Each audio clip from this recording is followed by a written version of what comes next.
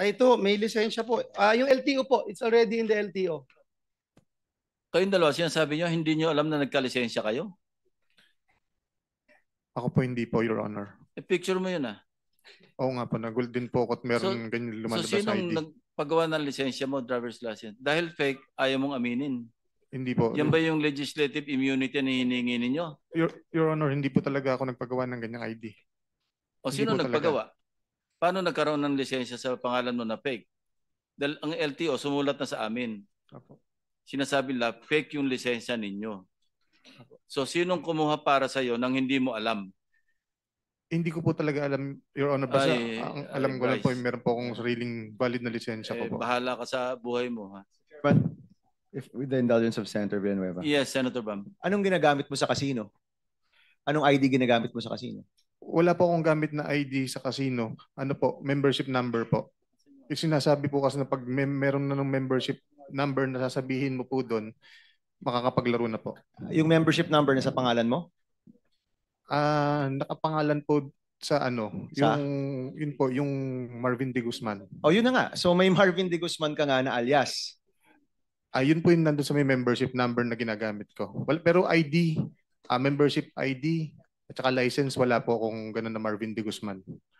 So ang Marvin D. Guzman na alias, ginagamit mo pang casino. Kasi yan ang ginagamit mo para sa membership ID mo. Tama? Wala po akong membership ID, Your Honor. Yung membership number, yes, nakapangalan kay Marvin D. Guzman. Sa pagkakaalam ko po. Na ginagamit mo. Opo, Your Honor. So may alias ka na Marvin D. Guzman. Parang ganun po. Pero tinatanggi mo na nagpagawa ka ng driver's license. Yes po, Your Honor. Okay. For the record, Mr. Chairman, meron siyang Okada? Hindi ko po talaga nahawakan yung ID na Your Honor para i-present po sa kanila. Ikaw nga nag-present, Okada na nagsasabi. Sinong maniniwala sa iyo, Engineer Hernandez? Alam mo, you're being confronted with all these documents, all these proofs, Tapos you keep denying and then you have the goal to ask for a legislative immunity. Magbibigay lang po ako ng example, mabilis lang po. Naalala ko po, nabanggit niyo po na naglaro ako nung September 1 sa casino. Hindi ako nagbanggit. Naglaro ka sa casino October 17 to 18. Sabay-sabay kayo. Di ba sabay-sabay? Nagkamali ng petsa. Actually, yung dating chairman, 17 to 18 ka nasa Okada. Huwag mo i-invoke yan kasi I'm telling you, mali yung premise ng dating chairman. But I'm telling you, I'm correcting it, nandoon ka noong October 17 to 18. Tama o mali? Anong year po, Your Honor? 2022. May admission ka dyan sa statement mo. Opo. So you're not denying? Hindi ko po dinedeny yun. Napunta po ako ng Okada noon at nakapaglaro po. Noong 2022. 17 to 18. At hindi ko po alam yung spring. Basta 2022 po anyway, Your Honor. You better compose yourself, Kasi pabali-baligtad ang sinasabi mo. Walang maniniwala sa iyo pagkaganyan yung mga statement. Okada na yung nagse-certify Yes po, totoo naman po na nakapaglaro po ako ng 2022 po. Hindi mo pinresent yung driver's license mo? Hindi po, Your Honor. Under the name Marvin D. Guzman? Hindi po, Your Honor. So sinungaling ang Okada? Chairman. Yes, Senator Bam. Sino yung nag-apply nung membership sa Okada? Ang alam ko po, kung hindi po ako nagkakamali, isang taga-Soler po. Hindi ikaw yung nag-apply? Hindi po ako. So binigay na lang sa'yo yung membership number mo? Exactly po. Ganun po ang nangyari. Sino yung nag-apply para sa'yo? Baka pwede mong banggitin. Kaibigan po. Ano po? Bryce, you can still redeem yourself. I'm giving you one last chance. I'm telling you, I told you this earlier. Remember? Na diin ka dito. Remember that? Yes po. Huwag kang lulusot sa amin, ang dami namin dito na pwede mag-fact check sa'yo.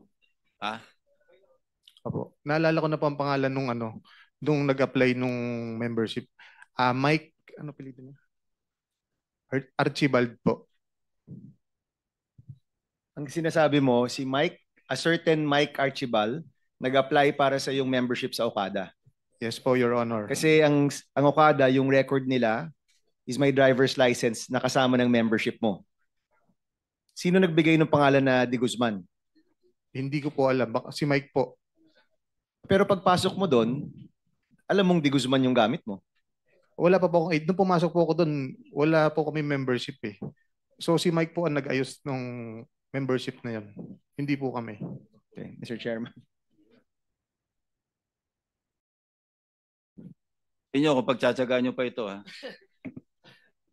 Thank you, Mr. Chairman. Ako ho, madami ho sana akong itatanong pa pero I think it's very clear, crystal clear, Mr. Chairman. Siguro yung huli ko na lang po na sasabihin, Mr. Chairman, ay itong ini-strengthen niya na paulit-ulit po doon sa Kamara, Mr. Chairman, na nasa GAA po itong alleged flood control project. Tinanong po natin kanina yung district engineer kung mayroong flood control project si Senator Villanueva. Wala. Ngayon, iniiba-iba ho niya. In 3-4 times, Mr. Chairman, I can show you all the minutes of the hearing. Siguro kahit isa lang mag-show tayo itong tinanong ni Chairman Redon sa kanya kung banggitin niya itong sinasabi niyang proyekto. At ang sabi niya, Mr. Chairman, na ito ay nasa listahan ng General Appropriations Act ng 2023. Kaya, Mr. Chairman, I will still submit, Mr. Chairman, this 2023 GAA. Pwede na rin natin isama yung 2022 at saka 2024 dahil baka nagkamali po sila. Wala po dito lahat ng binanggit. Kahit yung binabanggit ni JP na nasabi nasaan program, wala po. Yung lahat ng binanggit nyo po doon sa Kamara, wala po lahat. So Mr. Chairman, babanggitin ko lang that a good name is always to be chosen than great riches. At masakit man isipin na dinrag ang malinis na pangalan ng representasyon na ito, lalo na being a member of the Jesus is Lord Church. Gusto ko pong sabihin, there is always time for everything. At salamat sa aking mga kasamahan at this committee for clearing this out.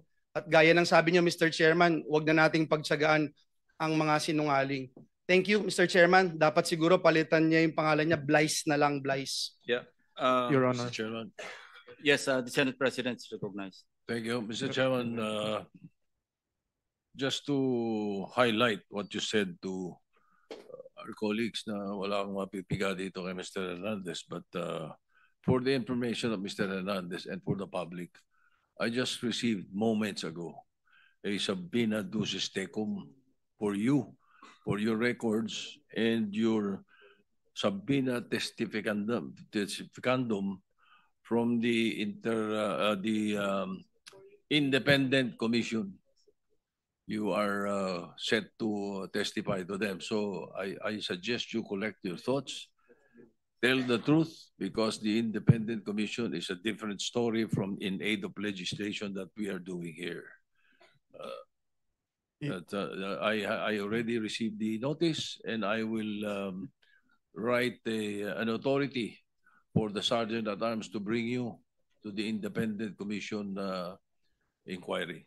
Apo, maraming salamat. Now, Mr. Chairman, another thing, if there are no questions for the Secretary of Justice, we may excuse him because we made it a point that the Secretary of Justice, through the help of our colleagues here, especially Senator Marcoleta, to find out from one of our resource persons, in this particular case, Mr. Diskaya, find out what information he can give more to the committee and to the Department of Justice. And so after that meeting of Secretary Remulla, we may excuse him if there are no questions. Thank you for watching.